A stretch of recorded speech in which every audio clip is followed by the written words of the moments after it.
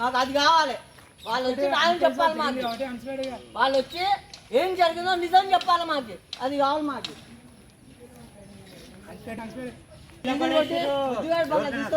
వీళ్ళందరికీ ఒక ఆట మాట్లాడి ఆ హాస్టల్ పై నిమిషాలుగా ఇద్దామా. జరిగింది కాబట్టి లేదు దాని ఇన్ఛార్జ్ వాటినోడు ఎట్లా చచ్చిపోయినో మాకు కావాలి. చిన్న పొరగాడు గుట్ట తింటాడు, సిగరెట్ తాగుతాడు, మందు తాగుతాడు, బీడి తాగుతాడు, దేని వల్ల చచ్చిపోయినాడు. అది కావాలి మాకు. మాకు అది కావాలన్నా న్యాయం కావాలి మాకు. చిన్న పొరగాడు ఎట్లా చచ్చిపోయిండు ఇన్ఫర్మేషన్ తల్లిదండ్రులకు ఇన్ఫర్మేషన్ కూడా లేదు. డైరెక్ట్ పోస్ట్ మార్టం ఎట్లా ఇస్తారు? అది డైరెక్ట్ పోస్ట్ మార్టం రూమ్ లో ఎట్లా ఇస్తారు? తల్లిదండ్రులకు ఇన్ఫర్మేషన్ లేకుండా ఇన్ఫర్మేషన్ ఇచ్చి అప్పుడు పోస్ట్ మార్టం లేయాలి.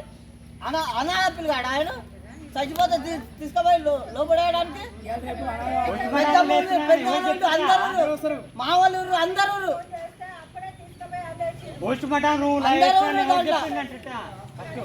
అందరూ డైరెక్ట్ పోస్ట్ మార్టం ఏ జబ్బు లేదు ఏది లేదమ్మా.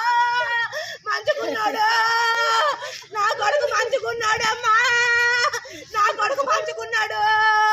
ఇంత ముందు ఎరగనాడు. నువ్వు ఏది కావాలంటే అది ఉడుకొచ్చు. ఒరే అమ్మా